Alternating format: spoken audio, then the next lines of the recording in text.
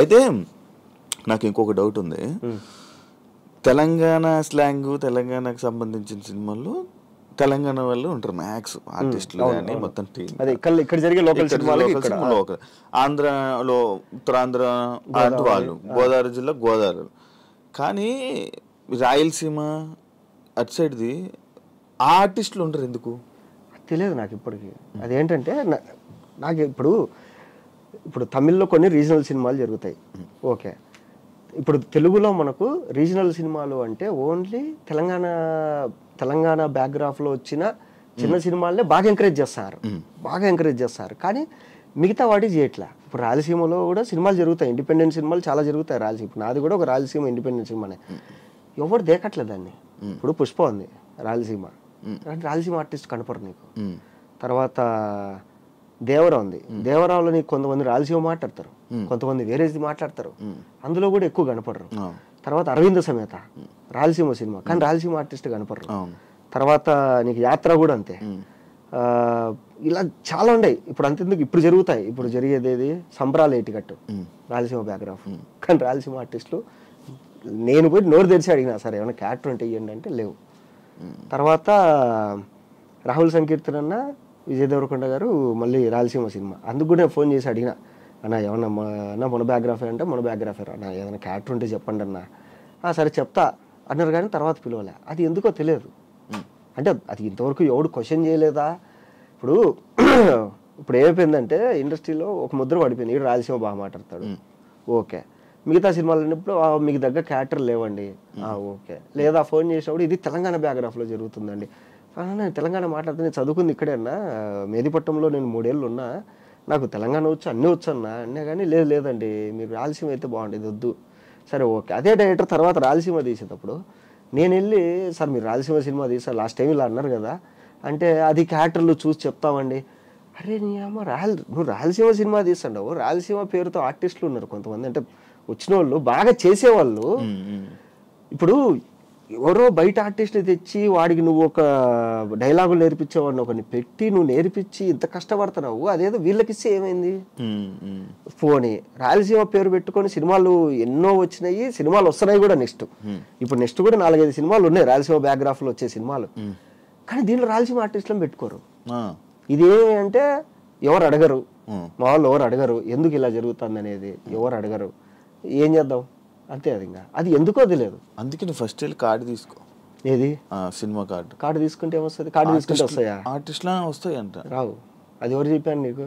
అది అంటుంటారు. మరి సరే నువ్వు ఎంతో మందిని ఇంటర్వ్యూలు చేసినావు, వాళ్ళందరికీ కార్డులు ఉన్నాయి, మరి వాళ్ళు ఎందుకు కొంతమంది ఫేడ్ అవుట్ అయి ఉన్నారు? టైం అయిపోయాయి.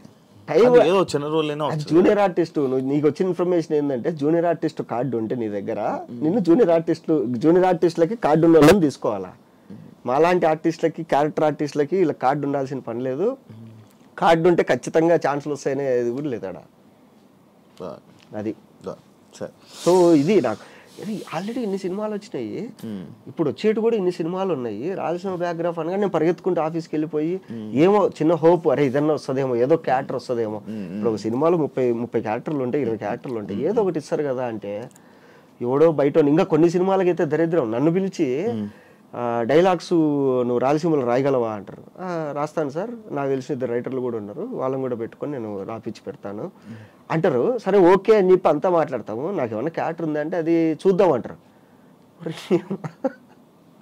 అంటే రైటింగ్ వరకు ఓకే, మనం క్యారెక్టర్ ఇవ్వడానికి మాత్రం నాట్ ఓకే.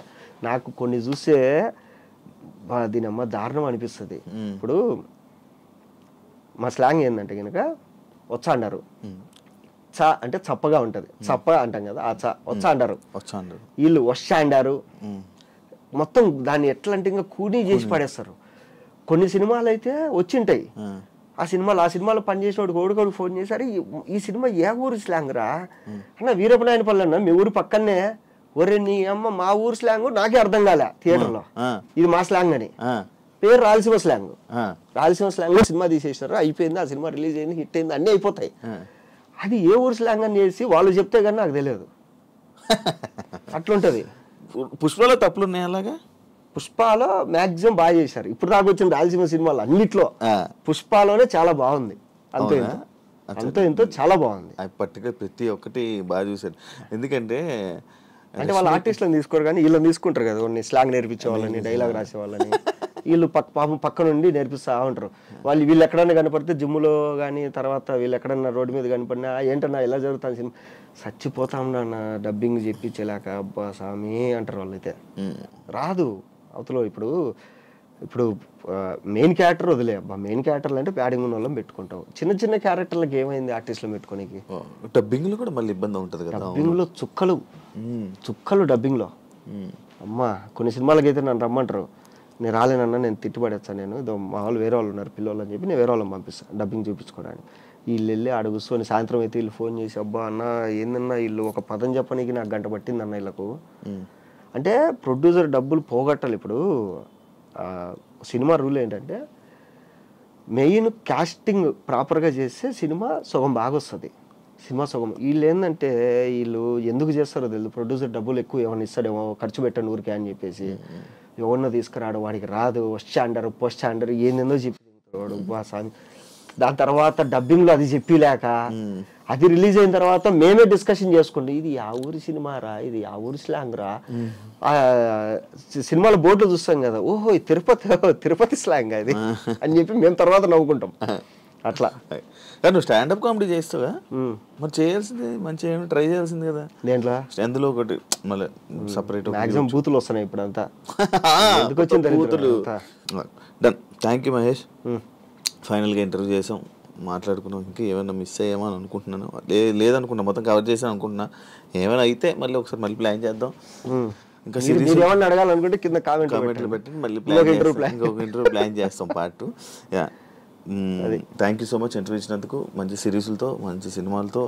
అవును, నీ సిరీస్ చేసావు కదా, అది ఏమైంది? అది 50 ఎపిసోడ్లు అన్నారు. 50 ఎపిసోడ్లు అన్నారు. చిన్న చిన్న ప్రొడక్షన్ ఇష్యూస్ వచ్చి 9 ఎపిసోడ్లకు ఆపేసినారు. మళ్ళీ కంటిన్యూ చేస్తున్నారు. నువ్వు వెయిట్ చేస్తే ఆగిపోతుంది అలాగా. నేను చేసినట్టు ఏం ఆగిపోయారా? అదే మంచి కష్టపడుతుంటే 14 మంది ఆర్టిస్టులు ఉన్నారు దాంట్లో. నేను హీరో కాదు, బొచ్చు కదా, నేను మంచి చేసుకుందాం అనుకునే లోపల అది ఆగిపోయింది. అంటే మొన్న ఒక స్వామీజీకి చూపిస్తే నా జాతకం అంతా రాసి, నీకు ఏలినాటి సీని నడుస్తుందిరా అంటే, నాకు డబ్బులు ఇవ్వాల్సిన నా ఫోన్లు ఎత్తట్లే, నేను డబ్బులు ఇద్దామన్నా కూడా ఫోన్లు ఎత్తట్లే కొందరు. నేను డబ్బులు ఇద్దామంటే నేను ఎవరికైనా ఇవ్వాల్సింది ఉంటుంది కదా, వాళ్ళు చేసిన ఫోన్లు ఎత్తట్లే. నాకు డబ్బులు ఇవ్వాల్సిన వాళ్ళు నా ఫోన్లు ఎత్తట్లే. సినిమాలు లాస్ట్ వరకు వస్తాయి. రేపు షూటింగ్ అంటే ఈ రోజు వరకు ఏంది రేపు షూటింగ్ అన్నారు. ఒకప్పుడు ఏంటంటే డేట్లు పంపిగానే అడ్వాన్స్ పంపించేటోళ్ళు. ఇప్పుడు డేట్లు పంపిస్తారు, ఒకటి అడ్వాన్స్ పంపించట్లే. ముందు రోజు కూడా నాకు డౌట్ అనమాట, అరే రేపు ఈరోజు త్వరగా పడుకోవాలా, ఏంది ఇంకా ఫోన్ చేయలేదు, అసలు ఉందా లేదా అనేసి. అది తెలియదు నాకు దరిద్రం ఏది ఎప్పుడు పోతుంది. నాకా ఈ ఆగస్టు పోద్ది అన్నాడు. ఈ ఆగస్టు పోద్ది, మార్చి తర్వాత కొంచెం మారుతుంది, ఆగస్ట్ నుంచి పూర్తిగా పోద్ది అన్నాడు. సరే ఓకేలే మంచిగా మారి. అంటే మన బ్రహ్మానందం గారు అన్నట్టు, ఎవడు వాడి లైఫ్ వాడి చేతులారా పోగొట్టుకోరు. ఇప్పుడు నువ్వు బిజినెస్ పెడతావు ఏదన్నా, అది పోయింది, ఎందుకు పోయిందిరా అంటే దానికి 1,00,000 రీజన్లు ఉంటాయి. బిజినెస్ క్లిక్ అయింది, ఎందుకు క్లిక్ అయిందిరా అంటే 1,00,000 రీజన్లు ఉంటాయి. ఇప్పుడు రాయలసీమ నుంచి వచ్చి దోశలు పెట్టుకుంటారు చాలామంది. కొన్ని చోట్ల అయితే నిలబడడానికి కూడా స్థలం ఉండట్లే, అంత జరుగుతున్నాయి. కొన్ని చోట్ల అసలు జరగట్లేదు, ఎందుకంటే అందరూ పోసేది ఒకటో దోశలే. ఎవడి కెరీర్ ఎట్లా పోతుంది అనేది వాడి చేతుల్లో లేదు. ఇప్పుడు నన్ను చాలామంది ఇవి ఉన్నారు కదా, సుప్రీత ఎవరు, అన్నపూర్ణ హెడ్ ఆవిడ వచ్చేసి మిస్ పర్ఫెక్ట్ వెబ్ సిరీస్ అది ట్రైలర్ లాంచ్ అప్పుడు స్టేజ్ మీద ఏమంటే ఆవిడ హాయ్ అనింది. హాయ్ మేడం అన్న, వచ్చి మీరు చాలా మంచి ఆర్టిస్ట్ అండి, ఎందుకంటే మీకు రావట్లే అంటే ఇదే అన్న. ఏమో తెలిస్తే నేను రెక్టిఫై చేసుకుంటా కదా, నాకేది లేదు మేడం అని. సరే ఓకే అని చెప్పి వాళ్ళ మేనేజర్ని పిలిచి, మన నెక్స్ట్ సినిమాలో ఈయనకు మంచి క్యారెక్టర్ ఇవ్వండి అది. మేనేజర్ని అడిగితే లేదండి కాస్టింగ్ అంతా అయిపోయింది, షూటింగ్ కూడా జరుగుతుంది అన్నాడు. కట్ చేసి ఇంకా షూటింగ్ స్టార్ట్ అవ్వాలి అప్పటికి. అంటే ఓన్లీ పైన మాట్లాడాలి, లేకపోతే మధ్యలో ఈవిడ ఇద్దామనే ఉంది, ఆవిడ కింద వాళ్ళు. ఇప్పుడు మనమే ఆవిడకి ఏం కంప్లైంట్ ఇవ్వాలి, మేడం మీరు చెప్పారు కానీ ఆయన పిలవట్లేదు, అట్లా చెప్పలేము అంతే. అది కొన్నిసార్లు జరుగుతుంది. ఇప్పుడు నీకెందుకు ఇంత ఫేమ్ వచ్చిందంటే నాకు తెలియదు వచ్చింది, నువ్వు ఎందుకు ఖాళీగా ఉన్నావు అంటే నాకు తెలియదు, మళ్ళీ ఎప్పుడు బిజీ అవుతావు అంటే నాకు తెలియదు. ఆయన చెప్పినట్టు ఆగస్ట్ నుంచి ఏమైనా బిజీ అయితే అయిపోవచ్చు. అవే ఉన్నాయి కదా ఈ మధ్య వస్తున్నాయి, చెప్తారు. ఒకరేమో గురుబలం రాయేసుకున్నట్టు, కొందరేమో అదేది ఆస్ట్రేలియన్ మాల వస్తుంది కదా ఏదో కరింగలి మాల ఏదో, దానివల్లే జరిగితే అందరూ కొనిపెట్టారు. ప్రతి ఐటీ కంపెనీలో కూడా అందరూ పెట్టారు. ఇంకా అదే కనుక జరుగుతా అంటే ఇప్పుడు మన తెలుగు సినిమా ఇండస్ట్రీలో డైరెక్టర్లు సెట్లో పనిచేసే ప్రతి ఒక్కడికి మాలేసేస్తారు, ఈ సినిమా హిట్ అయిపోవాలి అందరూ వేసేసుకుంటారా అని. అవన్నీ కావు. థ్యాంక్ యూ మహేష్, ఇంటర్వ్యూ ఇచ్చినందుకు. సిరీస్లతో సినిమాలతో వాళ్ళ కెరీర్లో మంచి ఇంకా సక్సెస్ అవ్వాలని, మంచి ఆఫర్తో బిజీ అయిపోవాలని మంచి. ఈ ప్యాంట్ నాదే కదా? ఇది కాదు నీ ప్యాంట్, నీ ప్యాంట్ ఉంది ఇంకోటి, అది కూడా ఇట్లా మంచి ఇలాగే ఉంటుంది నీ ప్యాంట్. బిగ్ బాస్ లో నేనే గుర్తు చేశాను నీకు, అంతవరకు నీకే తెలీదు. నాకు గుర్తుంది. గుర్తుందా? నేనే గుర్తు తీసుకున్నా కదా అని చెప్పి నేను అలా దాచాను అది హౌస్ లో. మంచి సక్సెస్ బిజీ అవ్వాలని కోరుకుంటున్నాను. Thank you so much Mahesh interview ఇచ్చినందుకు. చూసారు కదా ఇంటర్వ్యూ. ఇంకో గెస్ట్తో మళ్ళీ మేము ముందు కలుస్తాను. అంతవరకు సీఎం.